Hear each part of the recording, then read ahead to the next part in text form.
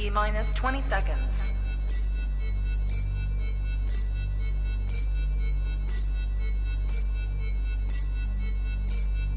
10, 9, 8, 7, 6, 5, 4, 3, 2, 1, 0.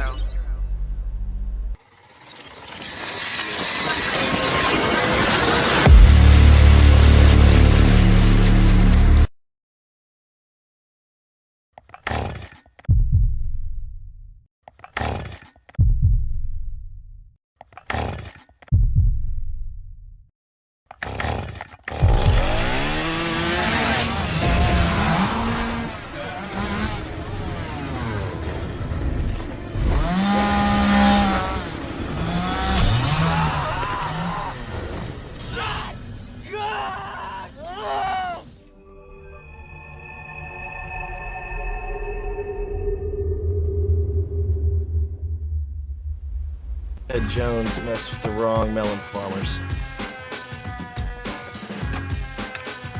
Thug life. And here we go.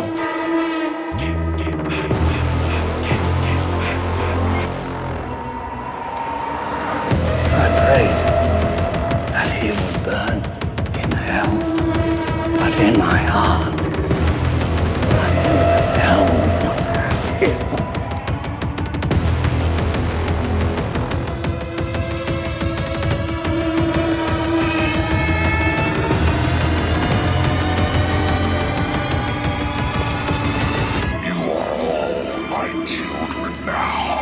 This is as far as you go.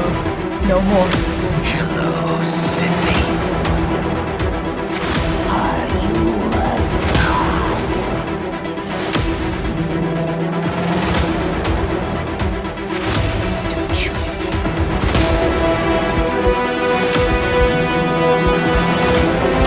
God damn me.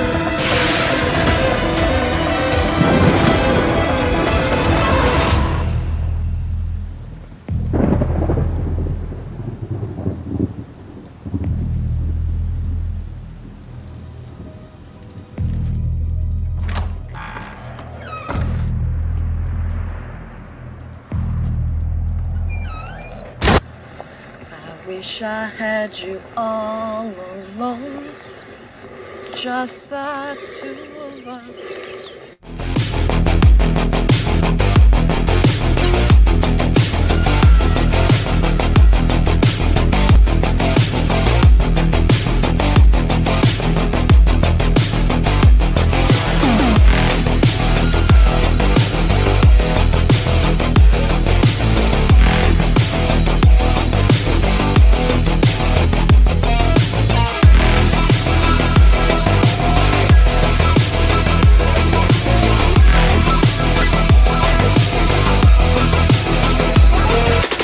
You know tomorrow's Halloween, right?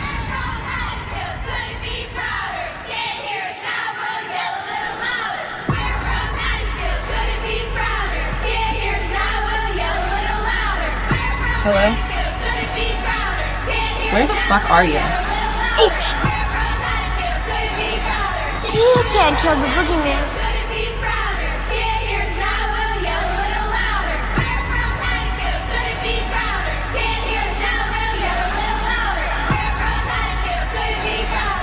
Happy Halloween!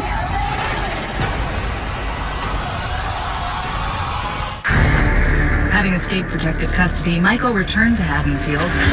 Ooh, baby, ooh, baby, ooh, baby, ooh, baby, ooh, baby, ooh, baby, ooh, baby, ooh, baby, ooh, baby. What's up, everybody, and welcome back to Movies and Beyond. Once again, I am Michael, and today is Sunday. Today is Sunday Horror Hangout. What's up, everybody? With me, as always, on Sundays is Mad Matt from Mad Matt's Mask. A little bit of creeper action tonight. What's up, my man? How you doing, brother? Michael, I'm doing fantastic, buddy. I'm doing fantastic. And I had to bring out the creeper. And this is all for my good old Pops, man. He loves this mask. It's a fantastic mask. It's one of our best sellers, man. It does the creep justice. And I love the creeper, man. I love the creeper. I'm glad to be here, Michael. And we are talking about something that is, I mean, come on, man. It's special. I know it's special to you. It's special to me. It's the reason we're all here. Yeah. What got us into horror? And I can't wait to hear what everyone in the chat has to say and what got them inspired. Thanks for having me, brother. Love you guys. Glad to be here, buddy. Yeah, and we actually will not be alone tonight. I wanted to get perspective from, Matt and I, we will have our perspectives, and I know that you guys love that, but I wanted to get even more perspective, on this because, this is kind of a big deal. Like, usually we'll go through our rankings, we'll talk about that stuff, man, but when you talk about what inspired your love for horror, man, that's a big question. That is a big question. And I mean, the chat tonight, like Sunday fashion, is blowing up. I have not even clicked over there yet since I hit the live button. I was over there. I saw some of it, but I'm at 70 messages that I haven't even looked at yet through the live stream, just running through, man. I love it, Michael. I love it. And you know what, dude? That is what I'm talking about. But let's go ahead and welcome both of our guests on tonight. I had one come in just a little late before we were backstage, but he's always welcome on the channel, and he's been here before. But before I get to him, first time visit on the show, good friend of the show, Clayton from Ages of Fear. What's up, my man? Clayton, how you doing, buddy? I'm doing good, Michael. Doing really good. It's an honor to be here, man. Thank you so much for having me. I know you and I were just kicking it over on my channel for a couple hours, doing a horror remake bracket. It was a lot of fun. But yeah, I'm super pumped to be here, man. Love the channel, big supporter of yours. So yeah, and Matt, loving the mask, man. Big Jeepers Creepers fan myself. So love it, man. Awesome. Hell yeah, my man. Hell yeah, dude. Always glad to have you here. And the second person I want to bring on, no stranger to the channel. He's been here before. He's here every Monday. Eric from the Bearded Entertainment. What is cracking, my man? How you doing? I'm good, buddy. What's going on? Thanks for the invite. Was not expecting that. I was working on a mask. And you sent the invite. I'm like, you know what? Got nothing going on right now. Let me make sure I'm not missing any plans with the fiance, and if we're good, then I'll jump on it. Here we are. This is going to be an interesting discussion too. I know, and I feel like it's going to go so many different ways. Yeah. Clayton, Eric, what's up, guys, man? I'm stoked to talk with you guys and everything, and that you're joining us, man. Like, what's up, guys? Good to see you, man. Good to see you guys. Yeah, great to see the creeper. Haven't met you in person. Big fan of your movies. I'm a creep, dude. I'm a creep. Great. Well, I gotta be honest though. Your last one, not your finest work. What? Reborn was awesome. Fair enough. Reborn was awesome. I'm sure. I don't know if we'll even talk about that one. That's a lot. I think that wasn't a made-for-TV special. I don't know what was, man. Like, God. I didn't think you could get worse than old the Highlander third from Oh man, yeah, I didn't think you could get much worse than the third one, and then Reborn is like, hold my beer. Yeah, that's like gold, didn't it? What it was like. Like, can we get worse than the last one? That's impossible. Well, let's give this one a shot. Let's go ahead and do it. Let me catch up on the chat real fast because we are They are definitely moving fast for me tonight, and I love every freaking minute of it. Let's see. Jerry Wilson is in the chat saying, "Can't wait for another awesome stream. Please smash that like button and share the scare on your socials. If you want more movies and beyond, join Patreon, www.patreon.com/movies and beyond. There are two ways to support the channel, Patreon being one of them, and you can also become a channel member. You can do that just below the screen there. You'll see you can click the join button, and you will have access to all kinds of extra content. And something I will talk about a little bit later on in the stream that has to do with both Patreon members and channel members. So if you're a supporter of either, you will be able to partake in the event later this week, and I'm so excited to do so. Wayne Turner in the chat saying, "Hi all, it's 12:09 p.m. Sunday in Sydney, Australia. Sadly, I can't stay. Drop by to say good day. I will be at work tomorrow when this goes live." So Wayne dropped that yesterday. I'm assuming that it was yesterday. He put that in the chat. And Wayne, just when you watch this on replay, buddy, just to let you know, we miss you, bud. But thanks for stopping by and dropping that. Yeah, man, that's real support right there. Like, I love those people who like they can't be here, but they just want to make sure hey, sorry I missed this, but definitely still want to give you some support. That's awesome. Eric, you took the words out of my mouth. You're absolutely right, dude. It's freaking awesome, man. Like, yeah, Wayne, what's up, man? Yeah, it's super cool. Absolutely. Russell Dorsey's in the chat saying, "What's up, everyone? I smashed that like button. I hope everyone is having a wonderful night. Happy Sunday, everyone. Thug life. That is what I'm talking about, dude. And talk about Russell? supporters. Thug right life, there, my man. What is happening, brother? I hope you're having a great night, man." Oh, yeah. What's up, Russell? DJ Plays Favorites is in the house as well. Mr. Rick is in the house saying, "Good evening, all. I was just wondering if you guys ever saw the Spanish horror movie, How You Kill a Child from 1976. It's like Children of the Corn, for better, one of my best horror movies." That's crazy. I've never even heard of that, brother. But if it's like Children of the Corn, wow, dude. I mean, it's a pretty ballsy title, How You Can Kill a Child. I mean, I feel like that's pretty easy to do, man. Not gonna lie. Like, that is. Some people do that without even trying. Oh my god. Lydia's in the chat saying, "Hello, officers." No, it's the next one coming up. You guys are gonna love it. I just read it and I'm gonna love it too. I'm gonna love saying it. What's up, Lydia? I hope you're having a great night. Always happy to see you here. What's up? Welcome, Lydia. And James has entered the chat. The Shape is in the chat saying, "Damn, I just heard the United States Space Force anthem. I want to join so I can fight off those pesky Romulans." Freaking Romulans, man. You got to look out for them, man. And the Klingon attacks are a possibility as well. So, hell yeah. What's up, James? I hope you're having a great day, brother. Always good to see you. Dude, I'm still surprised James, the Space Force is real. Great to see you, James. Yeah, dude. That's fantastic. That is fantastic. What's up, DJ? I hope you're having a great day, buddy. I just wish they had the balls to call it the Starfleet. Oh god, dude! Like them not like creating a Space Force and not calling it Starfleet, biggest missed opportunity ever. You know what? I bet you. Do you remember in the movie Fanboys? If you guys have seen the movie Fanboys, where Seth Rogen's underneath the rock of Kirk and Khan, but it looks nothing like them, and he's like, because they couldn't get the rights. Maybe the U.S. couldn't get the rights to call it Starfleet. You know what I mean? Like that was the get the first rights thing to I call thought it of. like the image of Carla. Wait, Montalban? What was the guy's name? Who's that?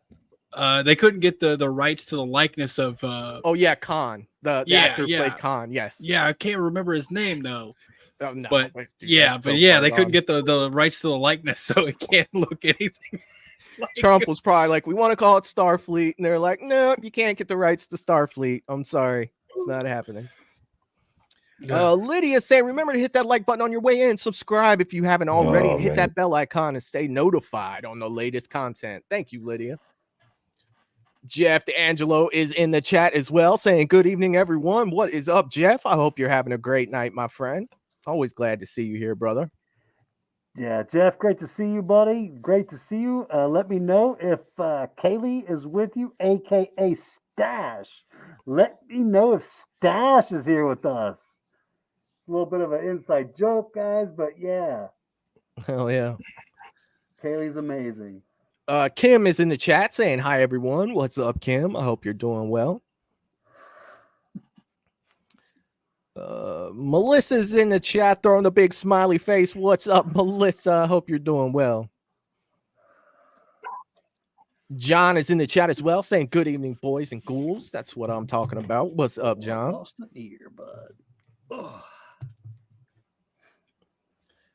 Sarah Campbell is in the chat saying, hey, what's up, Sarah? Always happy to have you here, Sarah. What's going on? Michelle is in the chat. Michelle Guzman is saying, hi, what's up, Michelle? Always glad to see Michelle. She's usually at our Friday night streams. What is going on? Welcome, guys. I was about to sweat my face off, but yeah, that was a good looking mask, man. I enjoy wearing some masks, man, but whoo, that's a hot one. What's up, guys? Let's see. I'm trying to see Michelle. If there is. Yeah, man, that was a great mask, Matt. Thank you. I love the Creeper, man. Absolutely love the Creeper. It's a shame. It's a rabbit hole we won't go down right now, but it's a shame that the franchise is taking such a dive, right? It's like, yeah. Oh well. Yeah. I mean, 2 wasn't bad. Like I'm not even gonna lie. 2 wasn't 2's bad. my favorite. 2's not bad. Really? Like really? Yeah, dude. I love how big it gets, and I love them like going on the attack for the Creeper. Like, absolutely love it.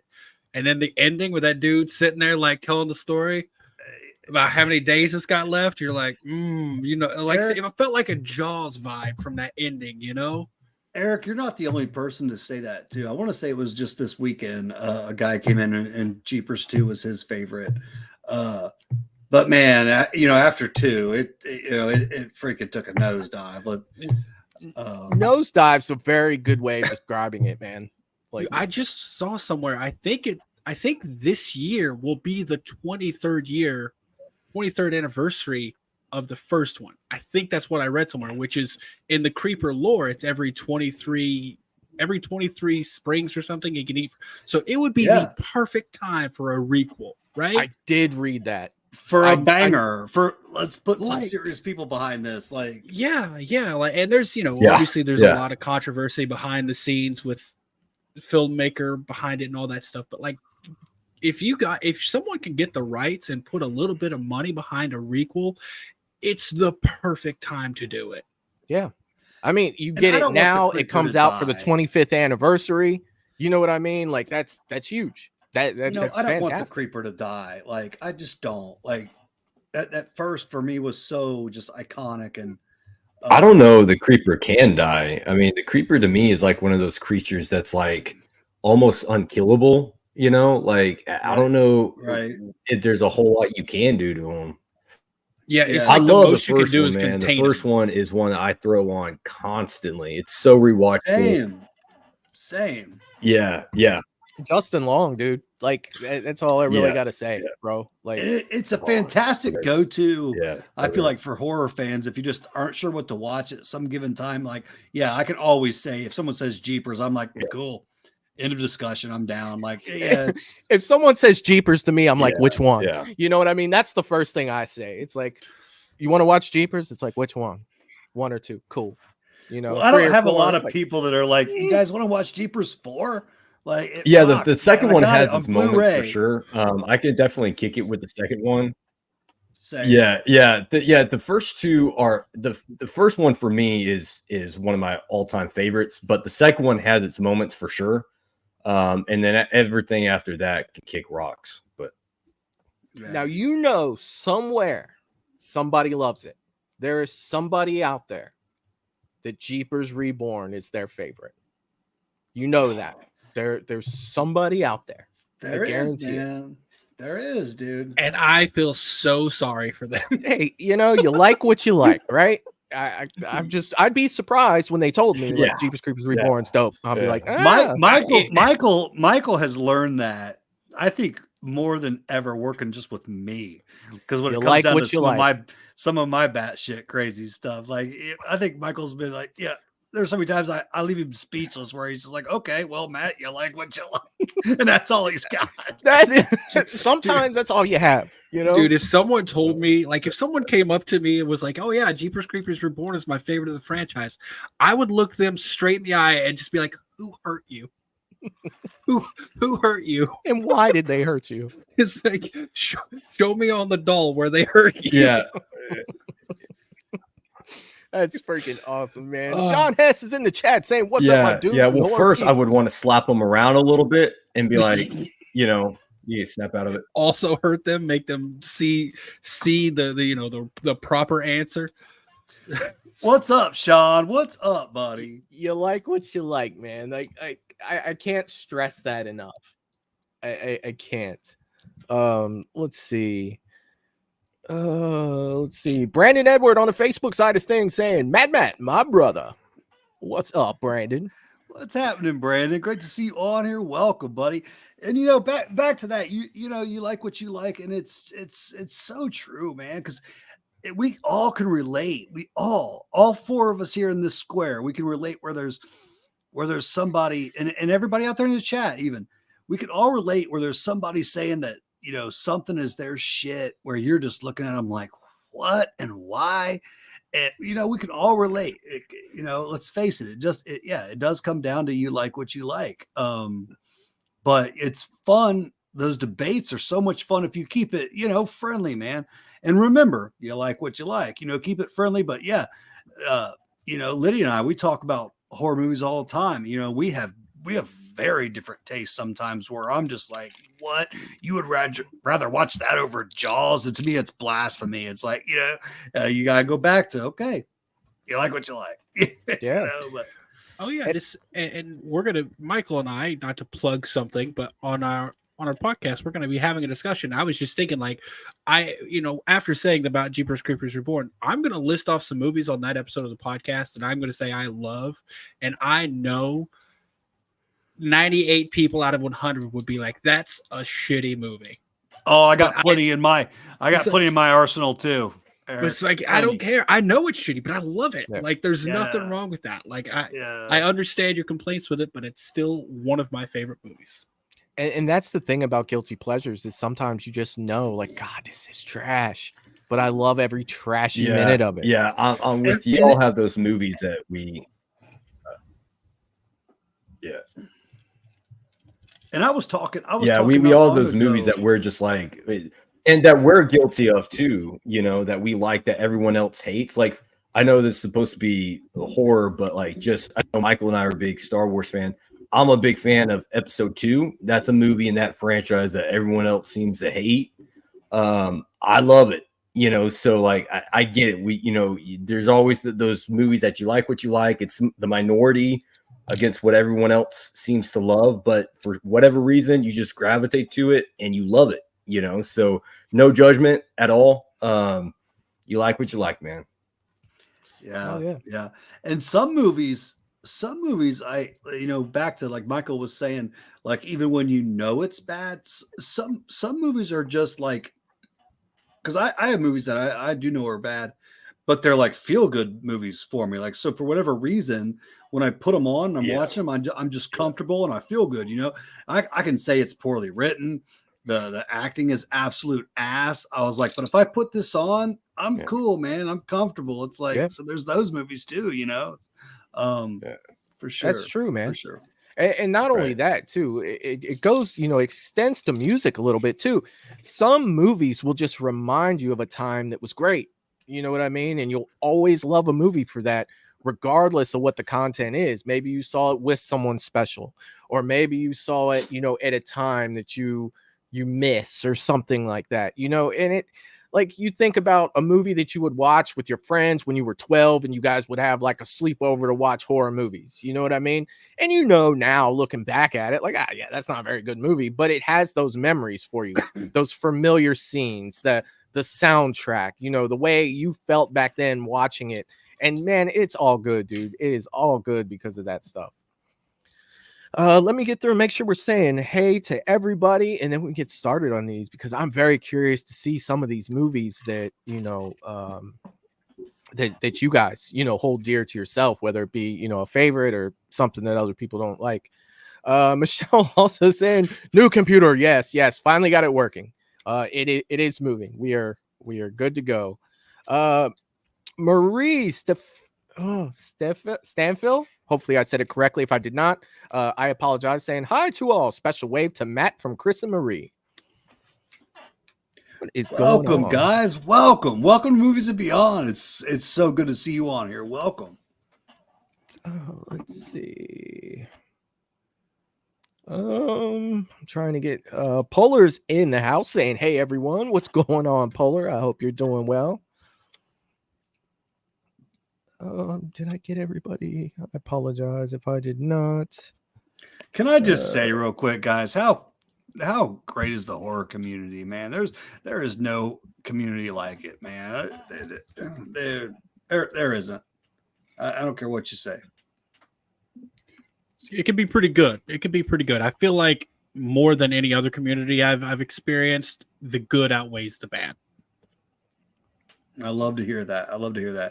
And yeah, and I like you saying that too, because you know, I'll be honest, I don't know a whole lot of other communities, you know. But damn it, I love my horror community, man. You can't tell me otherwise. Brent Madison's in the chat saying I like some weird creature features. You gotta like what you like. Right on. Yeah. Right on. Yeah. JTG Studios is in the chat. What is going on, man? I hope you're doing well. I think I got everybody. Okay. I think I got everybody. If I didn't get you, then I will definitely make sure that I make it up with your next comment. But yeah, man, guys, not man. It's a bunch of us tonight. I do want to jump on this one because I know Clayton has to leave by 9:30. His lucky ass is gonna go see Dune 2. Definitely one I want to see probably tomorrow. But I do want to jump into this one and let's throw around, you know, and I'll go in order first. I'll start with Matt, go to Clayton, then go to Eric, and then the next time I'll go back around the other way. So when you think of a movie that brought you into horror, Matt, you know, one of the movies that you associate with starting your love for horror, what would one of those movies be? I know it's got to be more than one. Yeah, absolutely. There are 3 that come to mind, and I really started horror with my father. Mm-hmm. You know, very, very young age.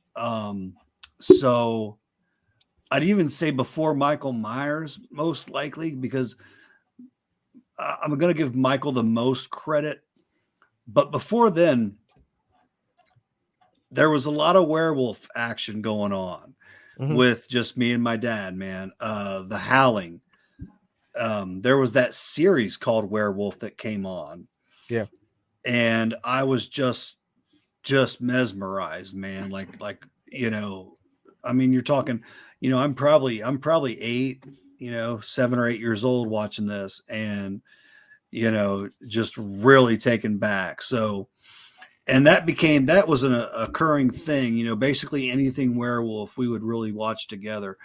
And then I also remember a lot of Tales from the Crypt.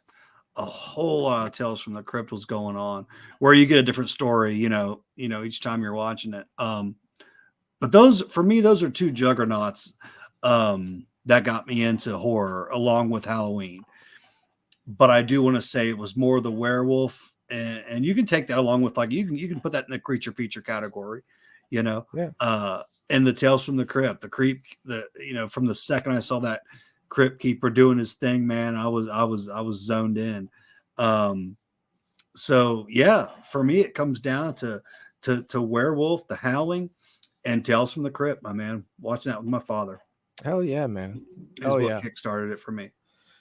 What about you, Clayton? What give me one movie that you kind of look back and it's one of the movies that got you into horror.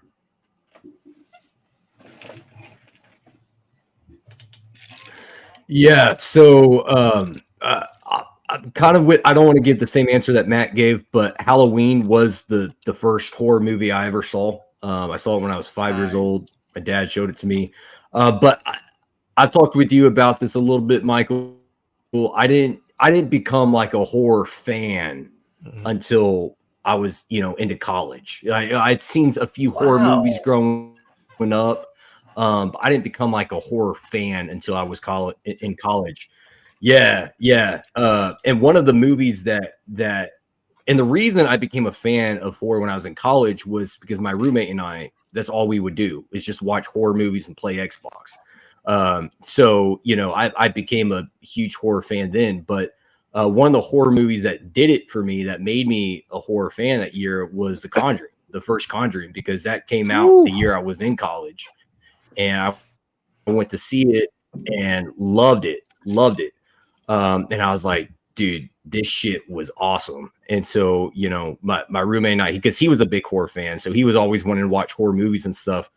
But I remember The Conjuring being one that where I was like, all right, this stuff is pretty cool. And then I think it was like a week later, we watched The Descent for the first time, and dude, that movie was freaking amazing.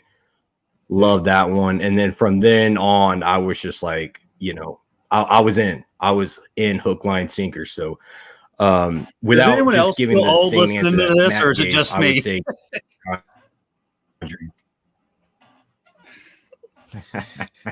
Yeah, it's crazy, man. yeah.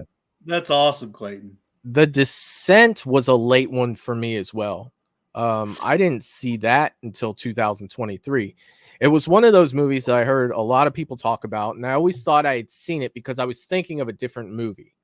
So when we were reviewing the Decade of Horror, God, I would say about probably like 2 or 3 months ago, that was in, I was like, well, the cover looked different, and I was like, well, let me look at. Holy shit, I've never seen this movie. And I watched it, and I just thought it was freaking amazing, man. Like, you ever have one of those moments where you think you've seen something, and then you watch it, and you're like, this isn't the movie I was thinking it was. You know what I mean? Like, it happens to me. Of course, I'm terrible with names, but yeah, man, that's cool, dude. That's cool. What about you, Eric? What if you could name one movie that really started to kickstart love for horror? What movie would you probably? Okay, so quick little backstory. First horror movies I ever watched. I was raised primarily by my grandmother and grandfather. They were not horror people. We did not have horror in the house.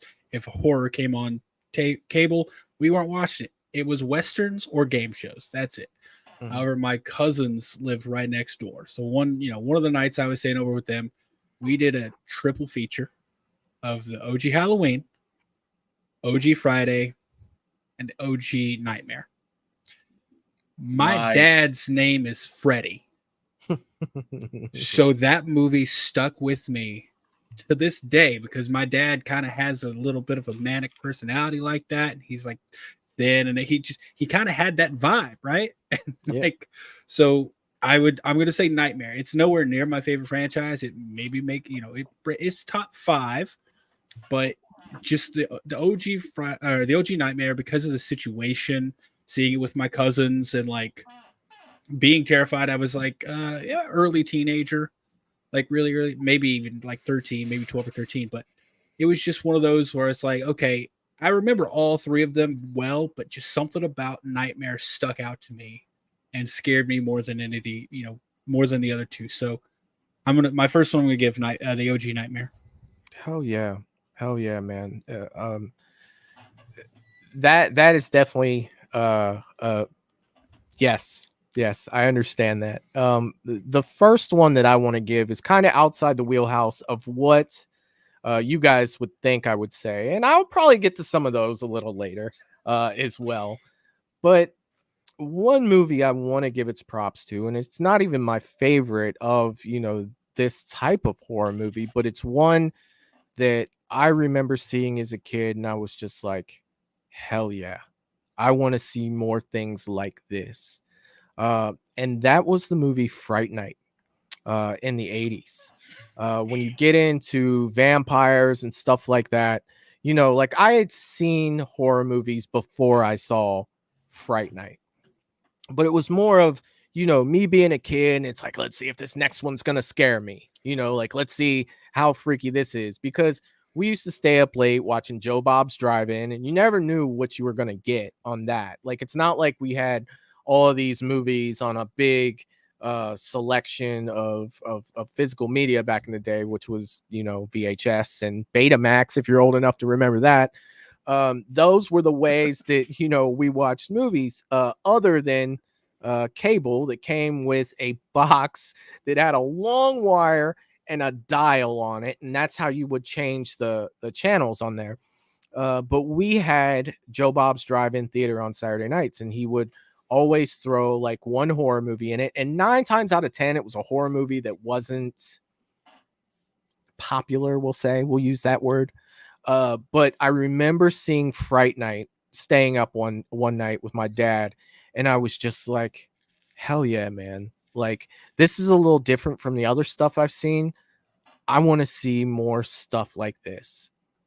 And that movie's very special to me. Now, not even my favorite vampire movie. Do I love it? Yes, I think it's a great movie. It'll always be special to me.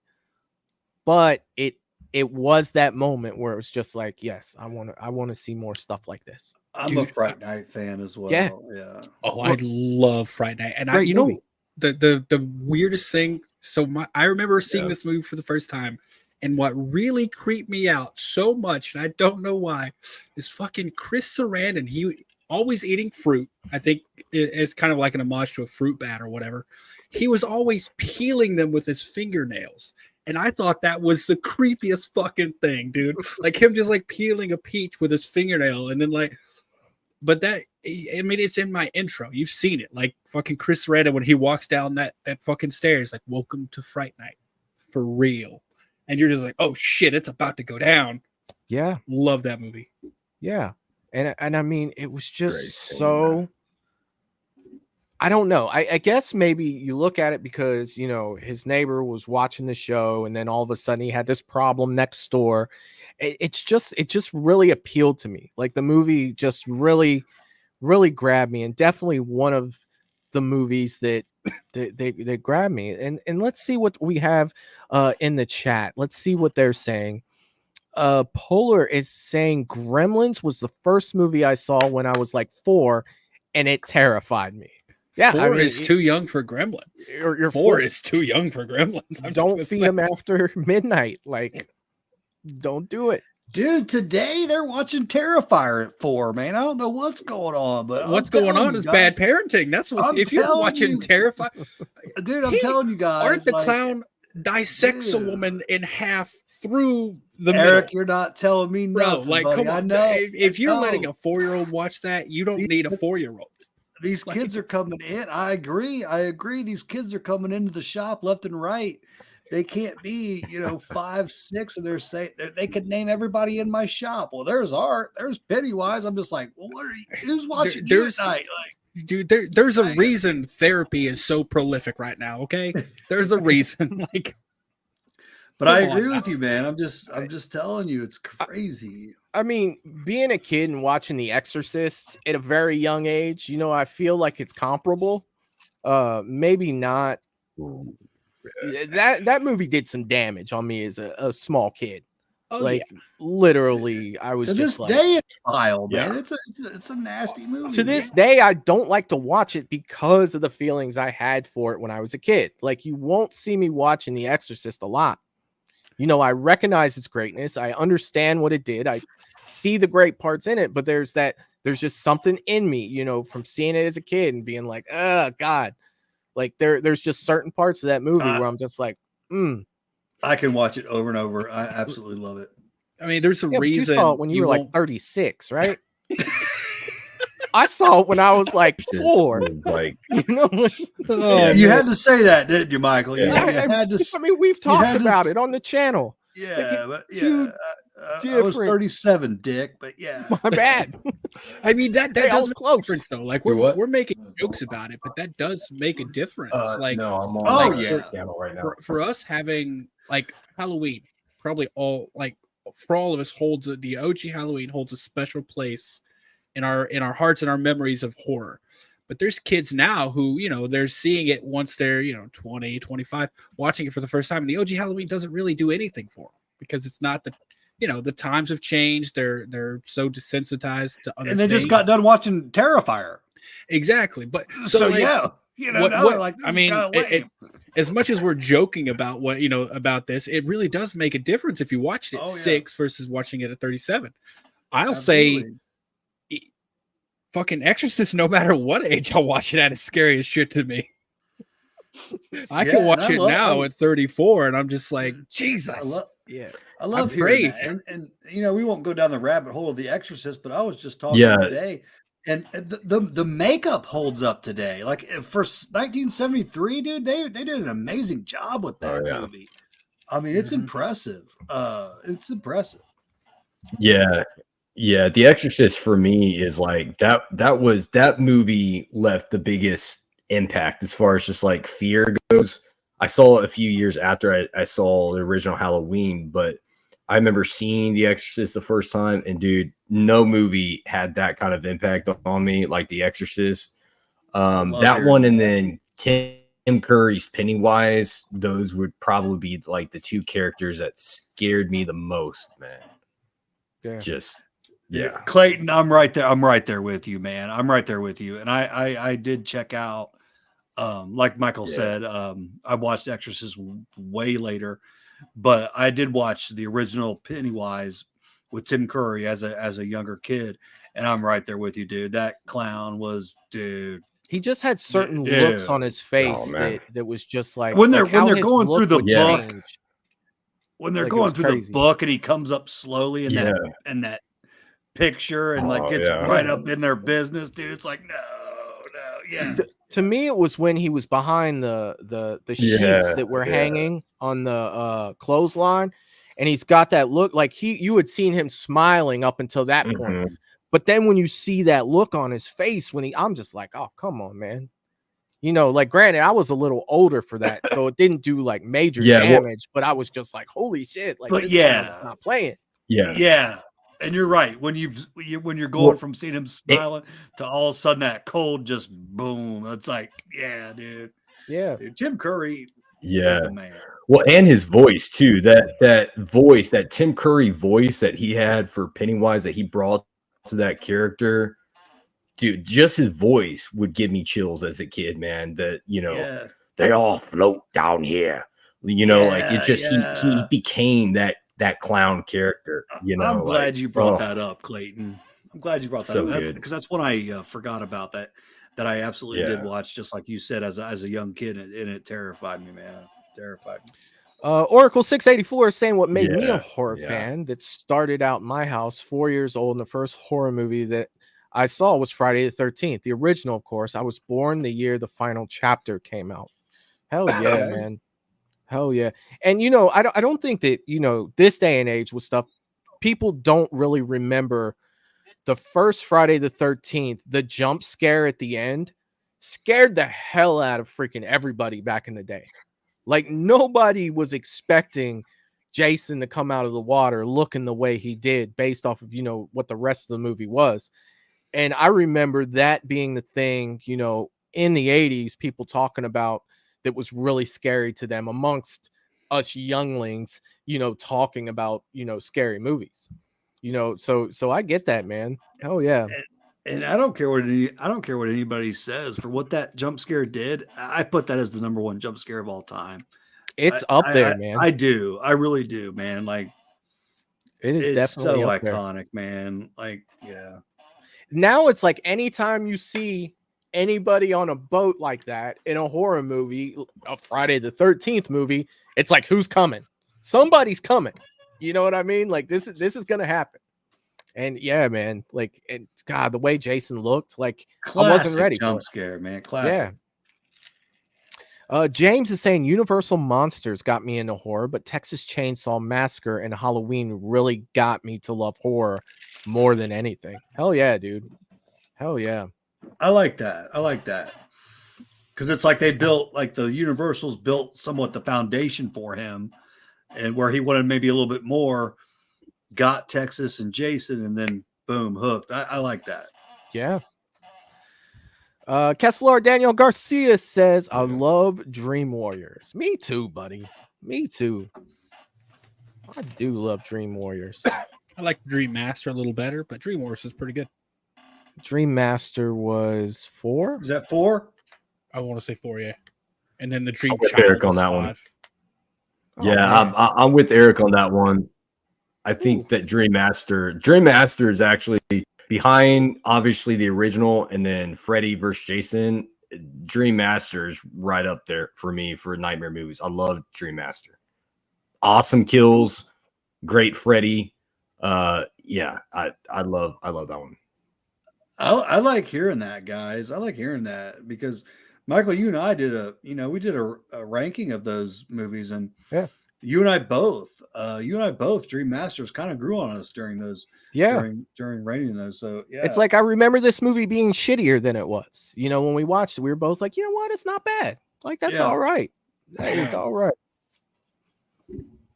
Lydia's saying Scream was the first horror movie I ever saw. I was 6 years old, and it was all downhill from there. Michael Jamie Kennedy said it best. It shaped you.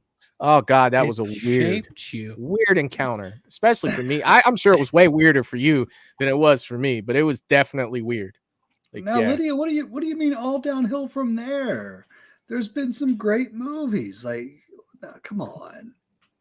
Polar saying I also saw the short clip of Child's Play, Chucky rising up under the blanket. Traumatizing. Whew. Maybe she just wanted to quote some Newfound Glory. I love the first Child's Play. Absolutely love it. Yeah. Right. Well, let's go back around the other. Yeah, the first Child's Play is phenomenal.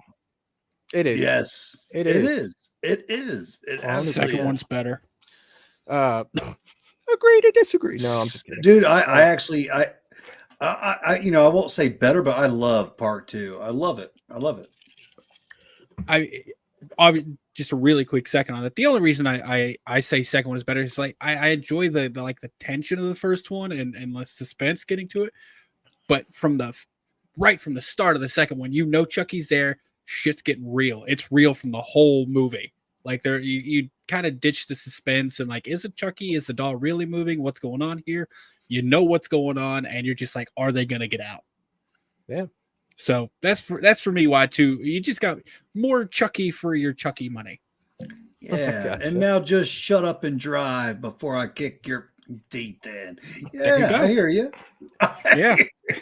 So Eric, what would be another movie that you think of when you think of, this was another movie that really started the love of horror for me?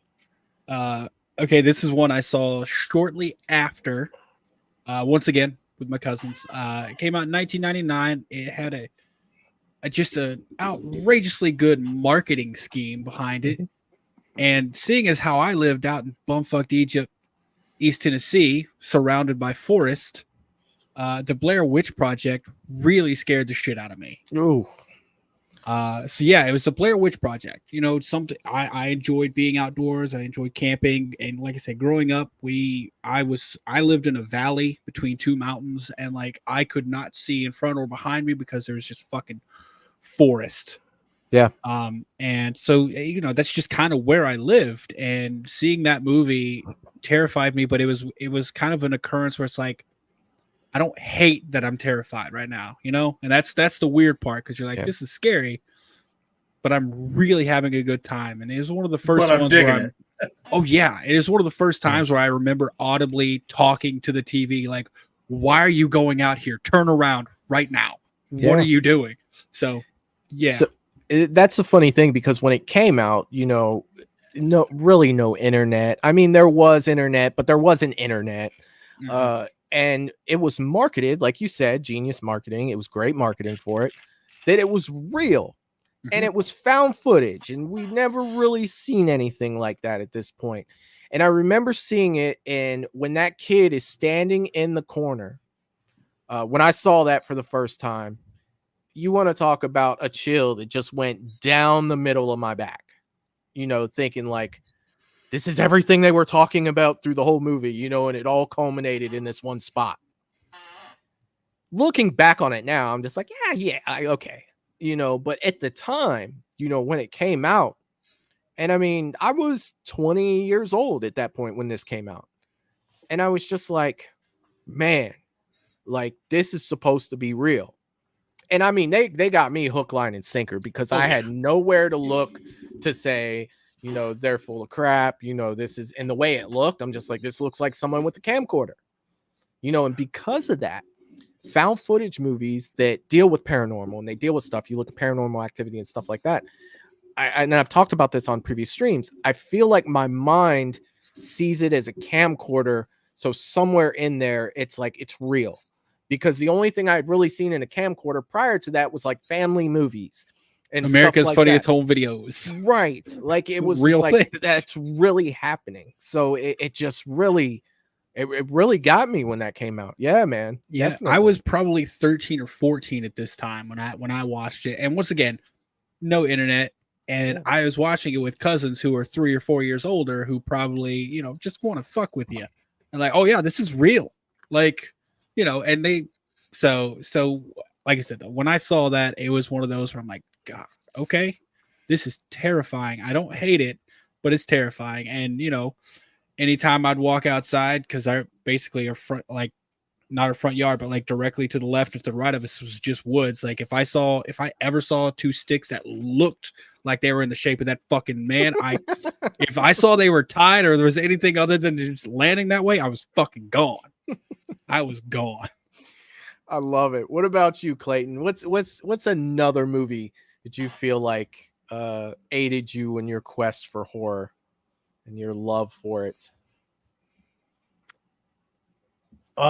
So I would kind of put these two films together because they're similar in a couple of respects, but The Shining and The Silence of the Lambs.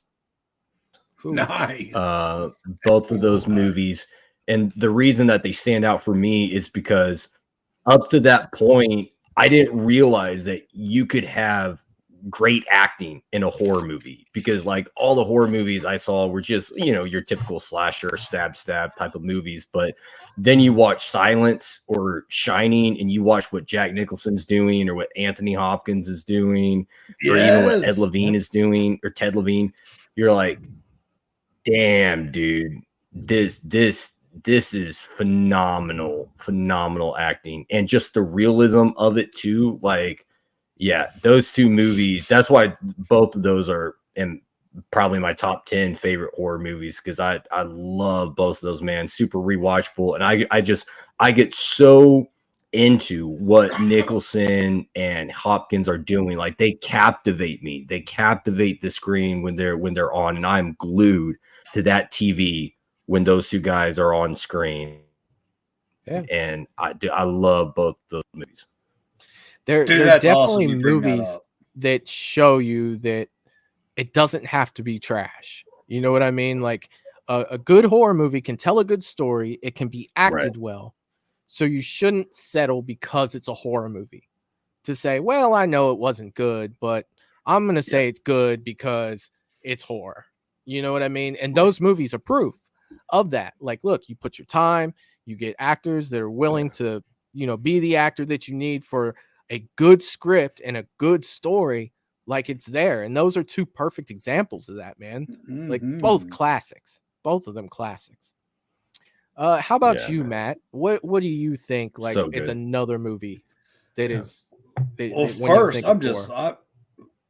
first, Clayton, I'm just that's awesome that you brought those two up, because man, you're right. And I'm sorry, I don't mean to go off topic, but you just put something in my head that I really didn't even think about. Like, because when you're watching like a Silence of the Lambs, you're right. There's not a lot of horror movies that can compete with that type of acting and stuff. And yeah, man, Anthony Hopkins is absolutely captivating, like you said. Like, dude, that's awesome. Good.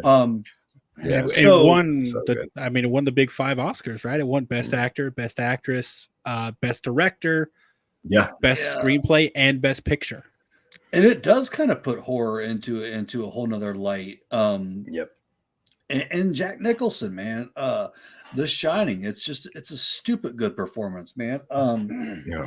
So back to your question, Michael, and this is interesting. This is kind of something I've been thinking about, is that it's something I've strayed away from apparently, but I didn't think about it until tonight.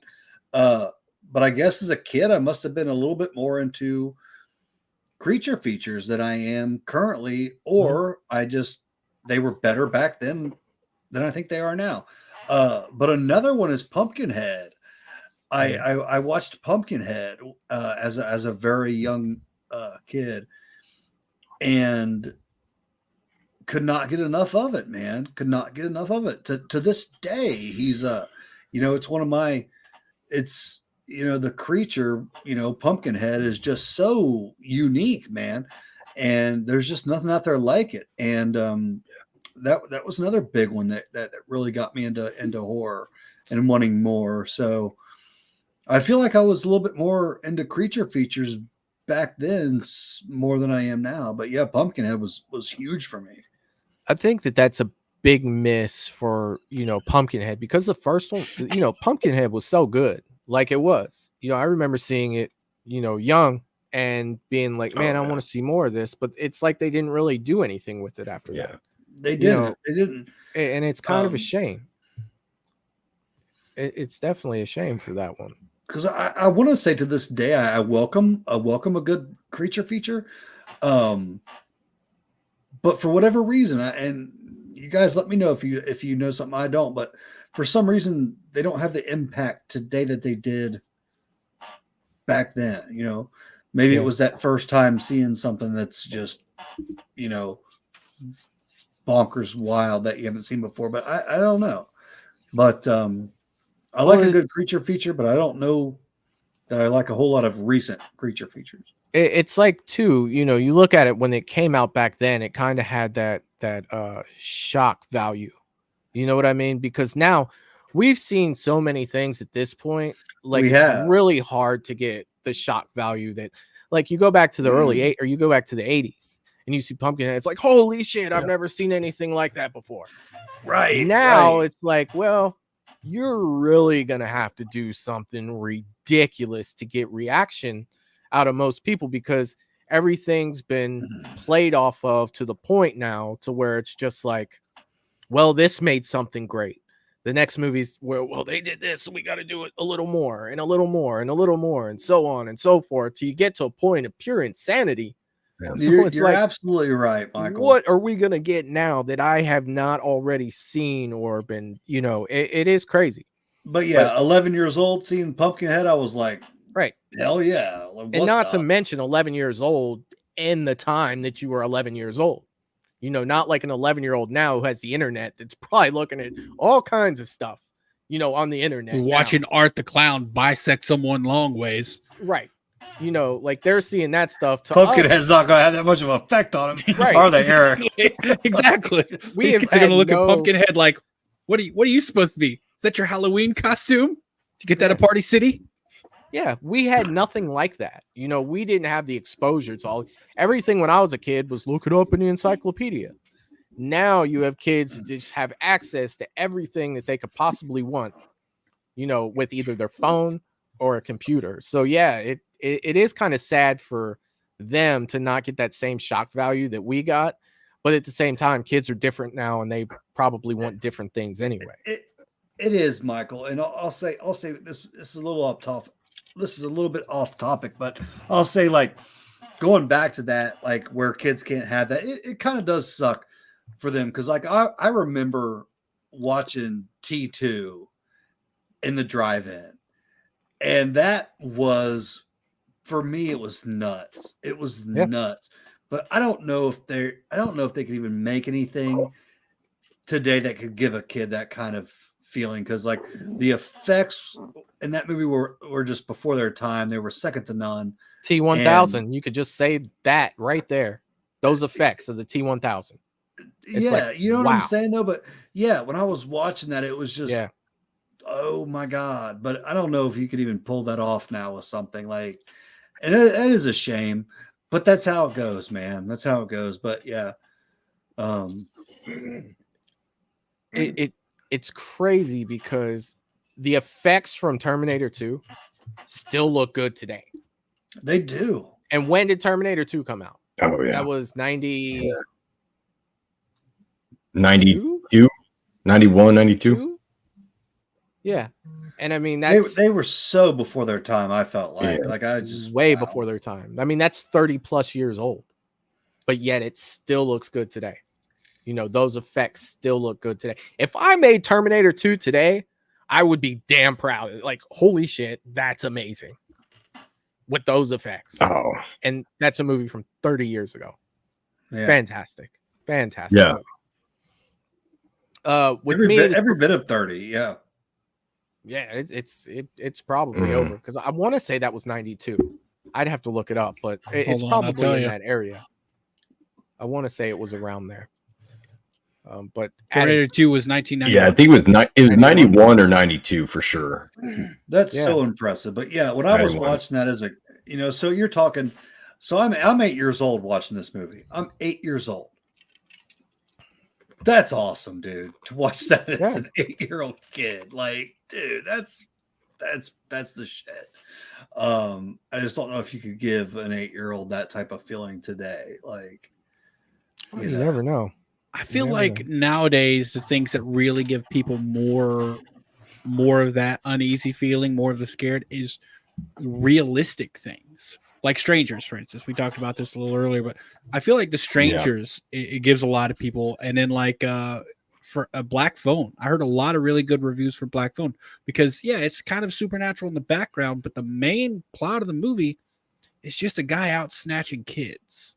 And like, I think it's those real things nowadays in modern times that really give people the uneasy feeling.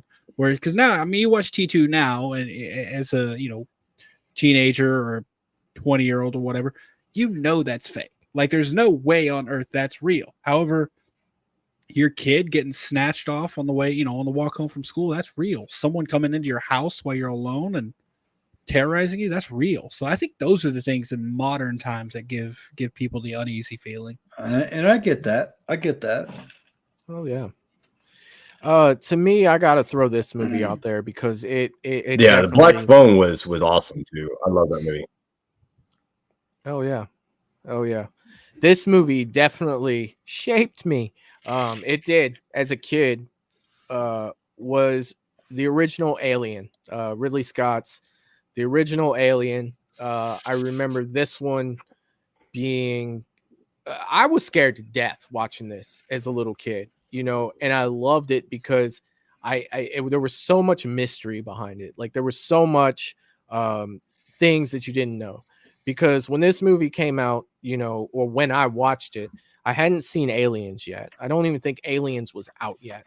So we didn't know what we know now. So like seeing all the alien stuff now, that you have, xenomorphs, you have the queens, and you have, things like you saw in Alien versus Predator when there's a million of those things. You just had one, and it was a mystery to what it was because you had never seen anything like that. All you know is something attached to this guy's face, and it was pumping into his stomach, and this thing came bursting out of his chest and took off running, and it was loose on the ship, and then people started dying. Yeah. Very slasher movie formula right there. You know what I mean? You think about it, you replace a slasher with an alien, you have the same formula. You have your final girl with Ripley, that puts that movie had a big impact on me because I loved Star Wars, but this wasn't Star Wars. It looked like Star Wars, as a young kid, like the space and everything on a ship, but this was something dark. And this was something that even had my dad sitting there like, what the fuck is that thing? I remember sitting there with him looking at him like, I don't know. You think of me, little big-headed 3-year-old sitting there like, what the hell is this thing? Now I couldn't tell you all the things that happened when I saw it for the first time. I can basically just tell you feelings that it gave me through memories was, man, that was scary. I couldn't tell you anything that was said between me and my father or anything like that because I was so young, but I just remember the feeling that it gave me afterwards and the memory I had of it afterwards. And it really stuck with me. And when Aliens came out, I wanted to see it, almost more than anything. Like, this is continuing the story, Dude, so I that had a thought the huge impact face on me. huggers were the most terrifying thing in the world growing up because you could not escape them no matter what. The face hugger, two things that got me: face huggers and those fucking beetles from the Mummy that like got under your skin. Oh God, that was horrible. Yeah, those things. Those two things growing up fucked with my head. Yeah, in the worst way. Yeah, God, dude, I forgot about those beetles in the Mummy. Those beetles, scarab beetles, I think they're called. They were almost up there with face huggers. Yeah, they were. Oh God, man. But yeah, that definitely left an impact on me. As far as horror, like I said, I can't remember the exact things and that I was thinking when I saw it, but I do remember the feeling that it left me with, and I think that's the sign of a great movie. You know what I mean? It could have that impact on you. And years later, you can watch it and be like, hell yeah, man. This is still freaking awesome. This is fantastic. Absolutely fantastic. All right, Matt, coming back around to you, buddy. Switching it back up. Something else that may have had an impact on you horror-wise. God, man. Well, you know what? Now I got to talk about my boy Michael. Yeah. I know we've talked about him a lot. And we talked about this backstage, Michael. I talk about him a lot every weekend because, guys, Michael to this day is a absolute juggernaut in the horror community. He's a freaking juggernaut. Yeah. So I can't go without talking about Michael. Michael's my boy. He's my number one. We know Michael's is Jason. So yeah, Michael wasn't in the 80s. Like, he wasn't even there. He was not present. Yeah. So for me, when I was starting to get a look, because when we talked about what like really made us guys, I wanted to go way back. Yeah, I wanted to go way back, and I did. So when I was talking the Howling and things like that, that's stuff I was watching, on my dad's lap as a youngster, But once I was kind of getting into a little bit of like, what I was watching on my own, and it started to be it was Halloween. Who is this dude in the white mask?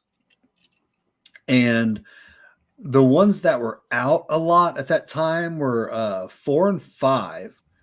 4 and 5, I watched the shit out of those. But it was, Michael, it goes back to I was fascinated with the man in the white mask, who is Michael Myers, man. So I give so much. I have to give so much credit to him. He is, along with what I said earlier, and then Michael Myers. That's why I'm in the position I am now. Here with you fine people talking horror.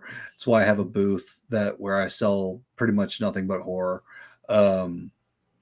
It's Michael Myers, man. So yeah. Oh yeah, dude. And Michael's what's hot now. We coming off the heels of 18 kills, ends. Now they're talking about doing a Halloween show. And then after that, they're talking about another Halloween movie. Where you look at the juggernauts from when I was growing up. I remember when Jamie Lee Curtis was mad because people were wanting her to sign hockey masks. In the 80s, and everybody was Jason. Like, you had a Michael mask on, they're like, look, it's Jason, because Jason was there. Freddy was there. So I love Michael. I love what he stands for. I love John Carpenter's Halloween. But depending on when you grew up, and what time frame you were in, those things weren't always there. You know, everything in the 80s was Freddy, Jason, Jason, Freddy. Like those, that's why Freddy versus Jason was so big and it was so anticipated. Hell, they were talking about doing Freddy versus Jason in the 80s. And we get it in 2003. You know, like how slow can you go? Right. And it's I get it, man, dude. Michael, that's definitely a juggernaut, dude. Dude, sure. the end of Goes to Hell, you know, when he brings the hockey match down. I thought it was going to be a couple weeks and we were going to have Freddy versus Jason. Like it was like 10 years. It was like, but yeah. I mean, it wasn't that long, but it was a while. It was longer than you, yeah. And I'll even, you know, and like I said, when I was watching Michael Myers, I didn't even watch the original until years later, you know, because, you know, I'm whatever, 12, 13. I'm watching 4 and 5. And that's what I just thought was Michael, and 6 came out and stuff. And it wasn't till, you know, quite some time later, I was like, well, I love this guy. I should go check his roots out, you know? And so, but yeah, I didn't start with the original Halloween and go from like 2 to 3. I started with 4 and 5, and I just loved that hockey mask. And then as the years went on, I went back and checked out the originals and stuff, and loved all the juggernauts, you know, and then, you know, Jason followed suit. I loved all the Jasons and stuff. And, you know, Clayton, you had me thinking when you were talking about Nightmare on Elm Street as one of your first movies. And it was for me too. It wasn't as dated back as, you know, on my dad's lap watching The Howling and stuff. But I had a neighbor, and I would do a lot of sleepovers with them. And they didn't have a whole lot of like horror films or anything to check out. But they did have the VHS of the original Nightmare on Elm Street. And I swear, every time I went over there to stay the night with them, it was put in the original Nightmare on Elm Street. And that is one movie that I can say that's also scared the shit out of me as a young kid watching that. You know, the Tina in the bag going through the school, and you know, no running in the hallway, all that. Yeah, it freaked me out, man. That is one movie that freaked me out more than any Halloween ever. So, yeah. Oh yeah, for sure. Clayton, how about you, buddy? Yeah. No, that's good. And I mean, I'll kind of piggyback off that. First Nightmare movies. I mean, that's my favorite Freddy movie. My favorite Nightmare movie. Nightmare franchise isn't my favorite franchise, but Freddy Krueger is one of my top 5 favorite horror characters. I love Freddy, man. He works. Could not agree with you more, man. Yeah, he works so well, man. He's such a great villain. Robert Englund, I mean, the guy he's a legend. He's a legend. The look, the Freddy makeup, I mean, the claw, just everything about him is just badass, coming at you in your dreams. So that one was definitely one of the ones I went back to a lot as a kid. But another one that scared me when I was a kid, I don't even know why it scared me looking back now, but it did, was Christine, which, I mean, talk about freaking, you know, car horror. I don't know anyone that could make a car more scary than John Carpenter. I mean, what Carpenter did with Christine is, the guy's so good. Yeah, man. Christine is amazing. Love that one. I mean, Carpenter is he's just such a great director. The Thing, Christine, we might be becoming best friends here soon, so dude. I'm loving what you're saying, man. I'm loving it. Did we just become best friends? Let me ask you, how new is Ages of Fear that you have going on? How new is that? Your channel and everything. It's pretty new, man. I only started it up in December. So it's pretty new, and I'm doing everything. I don't have any, everything I'm doing is pretty much on my own. I just have a phone and a laptop that I do pretty much everything with. so the quality isn't where I want it to be yet. But yeah, it's pretty fresh, pretty new. Started up in December, so That's all right. Let me just say, for what it's worth, because I don't know jack shit. For what it's worth, man, I feel like you got some great things to come your way, man. I like your perspective. Thanks, man. You know, you've got a good take on things. So, dude, yeah, man. Wish you all the best, man. You got some great things coming your way, brother. So Appreciate it, man. yeah. Thank you very much, Matt. I appreciate that. Thanks, man. All right, Eric. Well, first I gotta ask a question. How many of these are we doing? Because I've got a couple more, but like the one that really like changed me, I want to say for last, but I don't know how many more we're doing. So I'll probably go for about another half an hour because I haven't told everybody, but I'm sick. So I'm doing my best to hang in there tonight. So I probably got about a half an hour left in me. So maybe 2 more choices for each roughly, person? Yeah. Okay, cool. Okay. And in that case, I'm going to go with, this is the first movie I have a distinct memory of seeing in theaters. And not to piggyback off of Matt's Michael discussion too much, but it was 2007 Rob Zombie's Halloween. Because this came out 4 days after my birthday, my 17th birthday.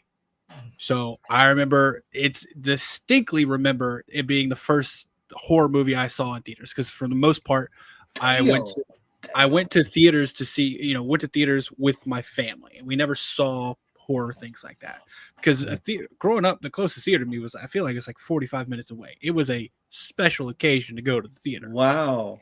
So, and this was one I went with my cousins, and I remember seeing the trailers for this, like going to the library in my town to use a computer because I didn't have a computer. And this is, internet's out there. So I remember seeing the trailer and thinking how fucking scary Michael was. And the I could tell you the exact second that hooked me. And it was when Annie was running out the front door, and you just see Michael open up and fucking grab her and drag her back in, and that door slams behind him. I'm like, that is terrifying. Yeah. That is the scariest Michael I've ever seen. And at this point, I hadn't seen all the OG Michaels. I had seen the original. I know I had seen the sequel, number 2. I know I'd seen Resurrection and H2O. But it wasn't my favorite, so I hadn't gone through and done the entire franchise. But when I saw that, I'm like, I have to see this movie. And I just happened to notice that it came out like 4 days after my birthday. I'm like, well, that's what I want for my birthday. I want to go to the theater and watch this movie. And to this day, it's my favorite Halloween film. People look at me funny when I say that, but it is my favorite Halloween film. It's, in my opinion, the scariest Michael has ever been. That includes kills and ends. It's just that movie gave me the love I have for Michael Myers and the Halloween franchise. Hell yeah, dude. How was that? Like you said that you didn't have a horror family, like, so they didn't really watch horror movies. How hard or easy was it to watch with a family like that when you started to get into like the beginning of like Halloween? So when I say I didn't have a horror family, I don't mean like no one in the family. I mean like my direct family. Because when I went to the theaters, it was usually, as I said, grew up with my grandparents. They didn't really go to the movies. When I went to the theater, it was usually I was with my dad, or like an uncle or something. But when I wanted to watch horror, it was always with a cousin. It was, with some of my cousins, the ones live next door, or something like that. That I can't remember growing up. It wasn't watching direct family, like like I don't remember watching that many horror movies in the house I grew up in at all. It didn't happen. But then, once I did get, got up there in age, my cousins started being able to drive because they were old enough, because they're a few years older than me. So they were able to, we didn't need a parent to take us to the movies or to do stuff like that. It's like, hey, cool, you can take us. And then, you're 18, so you can get tickets. So it was a little harder, but it was never growing up, without, because I'm going to be honest, I never was into it as much as I am now growing up, because it wasn't something I was exposed to as much. But I never felt like I was missing out on anything. However, I did really enjoy getting to see those movies and experience those horror movies with my cousins. So, oh yeah, man. You were chilling watching Half Gun Will Travel. You were fine.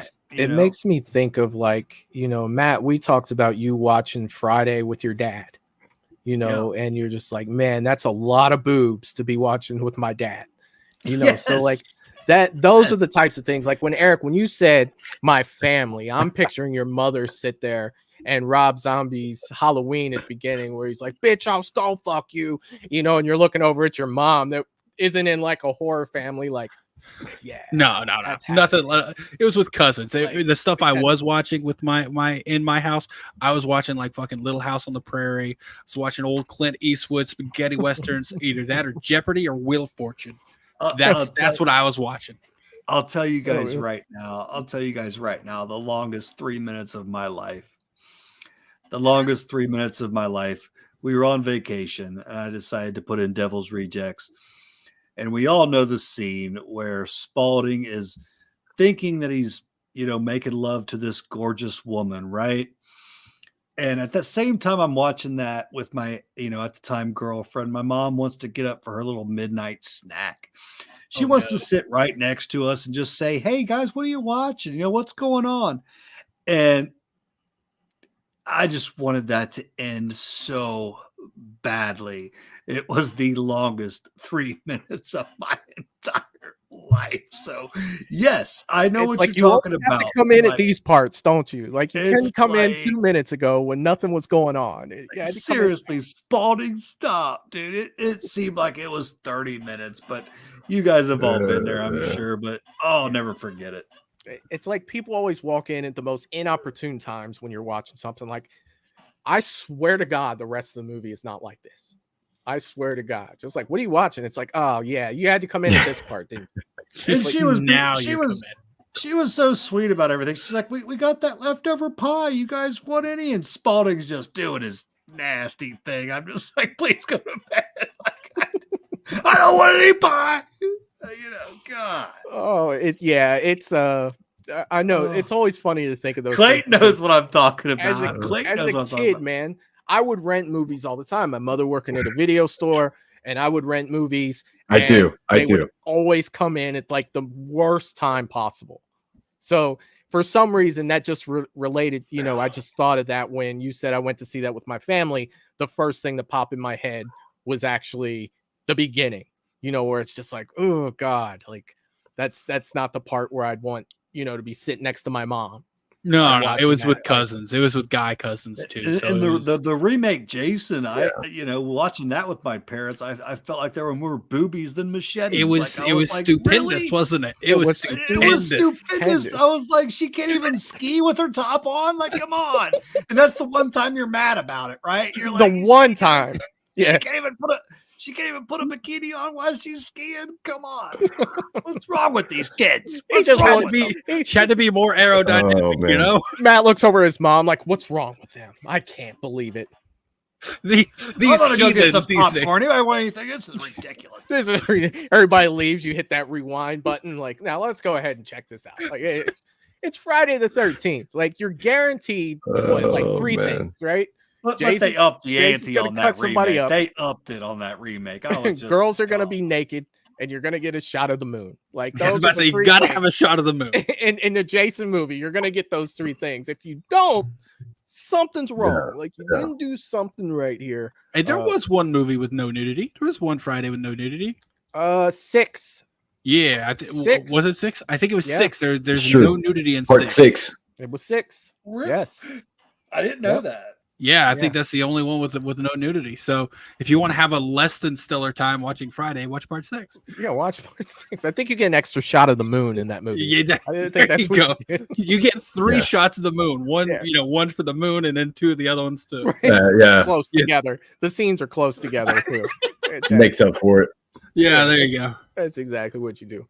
And not to piggyback off of all three of you guys, but when I get into it, it is time to break open the slashers. Friday the 13th. For me, now growing up as a kid, I wasn't really a big fan of 1 and 2. It was 4. 4 for me. I was upset as a kid because my neighbors who were a little bit older than me came back from the theater saying they saw it and I wanted to see it and I couldn't. I didn't get to go to the theater to see my first Friday the 13th until part 5. And that's the first one I got to see, and Jason wasn't even in it. Right. We can get into that.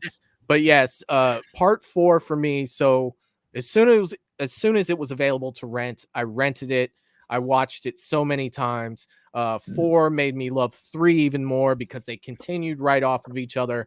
So I would rent them both at the same time. And those got overplay for me.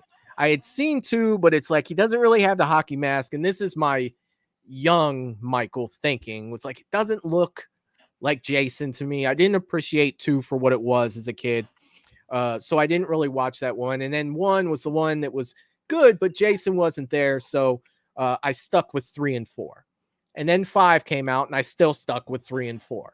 Those were the ones that I watched multiple times and the ones that made me love Jason. At the risk of repeating myself on multiple streams that I've talked about part 3 was the first one to scare me. It scared me because of Jason's face looking out the window. You And know, the 3D? yes. And I brought this 3D up gets you- multiple times, but it did have an impact on me. You know, where Jason's standing at the window, no mask on, it's a dream sequence at the end, you know, and he's like scratching at the window. He's got this look on his face. He looks like Sloth from Goonies' older brother, you know, the terrifying version. He comes running down, knocks the door off. I was legitimately, that stuck with me. That stuck in my head. And I was legitimately like, this is crazy. This is absolutely nuts. And I felt scared for the first time, you know, other than the jump scare from 1, you know, that's more of a, oh shit, that's crazy. You know, it really stuck with me. And I could see his face from 3. I could see his face even after I saw the movie. And it was definitely those 2 for Jason, for sure. Michael, one thing I don't want to forget, because on here we have a great supporter, and his name is Landon. And Landon, I just want to say it's so good to see you on here and always supporting us, man, and the channel. But yeah. Landon, I love you, buddy. It is great to see you on here, my friend. So I just welcome, did not Landon. want to miss that. But yeah, what's up, Landon? Yeah, but no, sorry to interrupt you, Michael. I hear what you're saying, and it's crazy. But that really stuck with me even after. Like, that was probably the only Jason movie where I went to bed like, oh my God, you know, as a kid. Like, that's absolutely terrifying. But coming back around to the last one. Oh, actually, Clayton, why don't you give us your last one? Because I know you got to go, buddy. I know you have, you're going to go see Dune. And you said around, well, shoot, it's actually 9:30. Did you have time for another one or did you have to jump out? No, I can go one more, and then okay. I'd probably have to dip, but I can go one more. That's fine. Go ahead, man. Stage is yours. Yeah. So for me, one of the things that always appeals to me is, like realistic type of horror and like horror films that are based on like a true story or like something that, you know, this really happened or whatever. And one of the films that has always stuck with me since I first saw it in that kind of realm was The Exorcism of Emily Rose.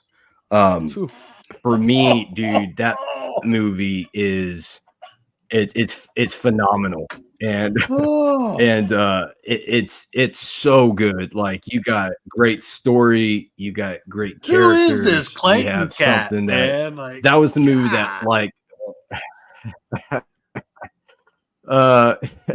you had, that was the movie that like opened my mind to like, look, anything is possible. I mean, there's some crazy stuff out there that's happened.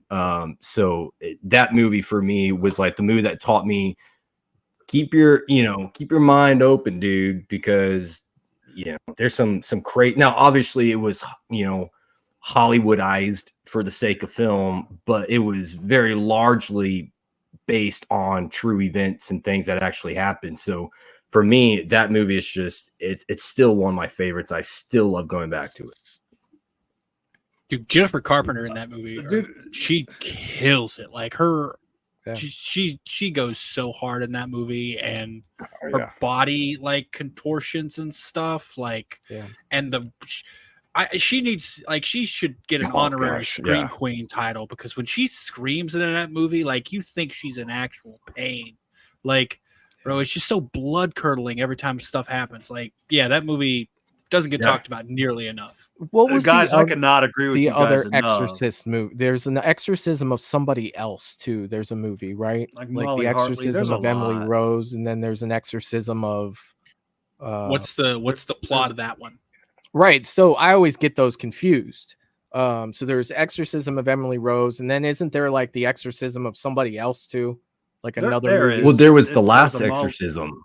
That's a good one too. From like 2010. The last exorcism. That's a good one too. I don't know if that's the one you're thinking about. Well, the one I'm thinking of, the exorcism of Emily Rose, that's the one in the barn, right? There was one called the exorcism of Hannah Grace. I think that might be came out. It came out pretty recently though. I think maybe recently enough. It was like 2018. Yeah. Okay. Because I always get those confused with the names, but the one you're talking about is the one that I'm thinking of, the one where she was in the barn, and then they had like all those issues with like filming it and stuff. Like, man, like it had Tom Wilkinson in it. I know he was he played a pretty big part.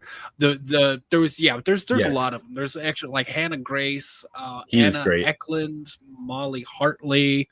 There's a lot, but the one thing that always stuck out to me about Exorcism of Emily Rose is how there's like the dip in the movie where she basically gets offered, like, if I remember correctly, it's like by a fucking angel or something, like, hey, you can decide to end this now, but no one is going to learn the lesson that needs to be taught, or you can continue to suffer, and people are going to see this and know what's amazing. It's amazing. And she's like, let's keep going. And I'm like, what the fuck is going on here, dude? Oh my God, that movie. Yeah. It gives you chills. It's like, present that option to me. I'm pulling out the white flag. I was about to be like, here we go. Let's go. Let somebody else learn the lesson. Teach it some other way. Eric, I'm glad you brought that up. That part gives you absolute chills. Clayton, I think The Exorcism of Emily Rose is the second best, just behind The Exorcist, of the whole possession movies. It is phenomenal. Agreed. It's one of my absolute one of my favorites. Agreed. Eric, what you brought up is a part I tell people a lot about, like where they're saying, I'll take this pain away, or you can stay with it, fight it out, and let everybody know that the devil does exist. And she says, bring it, give it to me. Dude, it's so impactful. It's stupid. The movie's phenomenal. Hell yeah. Clayton, is there anything that you wanted to talk about before you got off here? Do you want to talk about what's coming up on Ages of Fear and what you have going on? No, I think right now I'm just going through the TCM franchise, Texas Chainsaw franchise. I have the 03 remake review coming up, so looking forward to that one. That's pretty much it. I mean, I want to just say that I really appreciate Michael. He's been a huge help for my channel. He's helping me out today getting my stuff together on here on my channel. But all three of you guys, man, have an open invitation to Ages of Fear anytime. So I really enjoyed kicking it with you guys. I could keep talking horror for days, man, but I got a movie I gotta go check out. So you guys keep kicking it, and I'll talk to you guys next time. All right, Clayton, take care. Peace, man. Thanks for coming. Enjoy your movie, brother, man. Enjoy your movie. All right. Yep. Hell yeah, man. All right. He's awesome, dude. Awesome, Excellent. dude. Yeah. Hell yeah. Clayton's a And good dude. it's really awesome getting the, having discussions with people, like, because he admitted, like, he didn't get into horror till later, so a lot of the first horror he's seeing is the newer horror that we saw, later in life. So it's so, because he's going to bring up things that we might have thought were great, but we don't think about, because when I think of great horror, my mind goes back to 80s and 90s. He made me feel so old, guys, with some of the stuff he was saying. Come on, man. I was like, oh, I don't know how old is Clayton. I should have asked him that. I don't know. I how think old he's he is. early right, 30s. dude. Early 30s. Okay, so Yeah. him and I are probably around the same age. Roughly, Great. yeah. Okay, Great, dude, okay. But I was Yeah. like, man. Yeah, roughly. Eric, you want to bring it home for your side of things?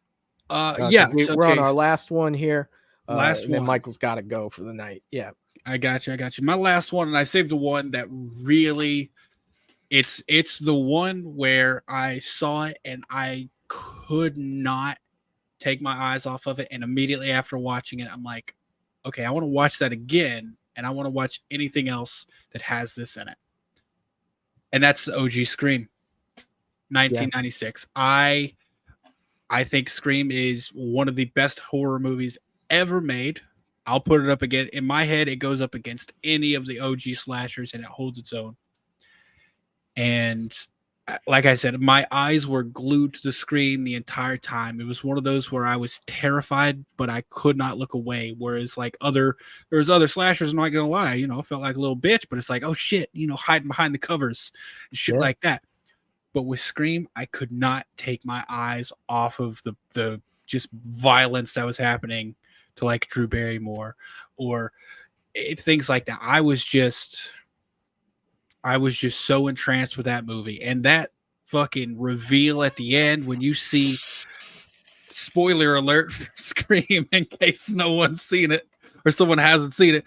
When I think there's a 10-year rule there where you're okay. It's like, you would think that, but like, just in case, when fucking Matthew Lillard comes out and you're like, oh good, Sydney's got someone to like help her, and he pulls that fucking voice changer up, I'm just like, oh no. I remember just audibly saying that out loud, like, oh no. And I just could not look away. And immediately after it was over, I'm like, okay, I gotta get the second one. I gotta watch the second one. And to this day, it's my favorite franchise. It's my all-time favorite franchise. But that movie is, if we're talking movies where I watched it and then I like afterwards was like, I love horror, that's the movie. That's the movie after I watched it. I'm like, I love this. I love horror. Is it like The Boys? Like what's his name? It's perfect. Oh, Homelander. It was perfect. Homelander. Everything down to the little detail. Every minute detail. I love it, man. Oh, dude. And I think it is. I think it is. And we talked about this on the podcast. Yes. 10 out of 10 movies, man. Like, yeah. It's up there, dude. I don't know. Actually, I don't know if I said Scream on my 10 out of 10s, but I should have. Because I think it is, man. I think it's a perfect movie. But there you go. There's my what got me into horror, made me love it. That's awesome, man. Let me share this before we get to Matt, and then I'll wrap up. Melissa was saying Eric is probably in his late 20s. Clayton and Matt are probably 34, 32, and Michael's probably 37. Age-wise. She's so nice. Yeah, I was about to say. So nice. I wish my hairline said said late Melissa, 20s. I would give anything to be 37. That would be fantastic. That would be absolutely fantastic. Oh God, just think of all the movements I could make if I was 37. You'd have this cold or these allergies or whatever is kicking your ass. You'd have them beat. Oh, I wish you let that on the screen a little bit longer. Like, just be like, Matt said, put it back up. I want to see it one more time. I got it. Matt, wrapping up for tonight, buddy. Where are you at? Oh, so another movie you can, or you could just wrap up your side of things, because I'm going to wrap up here shortly. I am pretty much honestly I'm pretty much wrapped up on what got me into it. It was as simple as what I've talked about, from early on. It was werewolves and Tales from the Crypt with my father, and I got a little bit older, and it got into to Michael Myers, and with Michael, it just stemmed all the slashers. I'll just put them all together. I mean, if they were slashing, I was watching. So I don't really have any others specifically. So yeah, I'll just say, man, Eric, Michael, dude, along with Clayton, man, this is the first time I really got to, hang out with Clayton, and I think that guy, I think he's got some great stuff ahead of him with Ages of Fear, man. I really do. He's got a interesting take, and I'm not just saying that because he likes a lot of the same stuff I do, but I think he's got an interesting take on horror. So he's going to be something to watch out for. He's going to have some really cool stuff. But guys, it's great to hang out with you and talk about and go back to where we started with all this. It's so great. But yeah, I don't have a whole lot else. I was honest with what got me into horror, Michael. And the only thing I'll say is I just cannot wait. I cannot wait to see what horror has in store for us for the future. I just can't wait, man. I know you guys are right there. I'm looking forward to getting Jason back out there. We need some Jason guys so bad. We need some good Jason. Like, take your time if you have to. Like, make it right. We need some good Jason. But I'm so excited because that is just, I feel like it's on the rise right now, but nothing will stay on the rise if we don't bring out good material, so. But I mean, looking at this last year in horror, it's just like, some of my top horror movies this year, if you were to put them in like 2 years ago's horror, they wouldn't even have been top 10. No. You know what I mean? Like agreed. So agreed. I do feel like we were on an upward scale for a while, and then now we're kind of I hate to say it, but I agree with you, Michael. I do. But I do like to stay optimistic, man. So definitely. You hope for the best, right? We got Saw 11 coming out this year. That's going to be good. How good was Saw 10, you guys? It was great. We got Maxine. From what I understand, Maxine might be coming out this year. So I mean, we've got little things to look forward to. But what you're saying is definitely true, Michael. The last year and the year before were like stacked in terms of horror, and like looking at this past year and like horror, some of my favorites you could roughly put them into other categories, like other genres, like because I know you talked about Godzilla. Yeah, it's kind of horror, but you could also throw that into could throw that into science fiction, you could throw that into fantasy. So it's like it's kind of, I'm not looking for, someone said Megan too. I respect anyone who likes Megan. I thought Megan was so overhyped.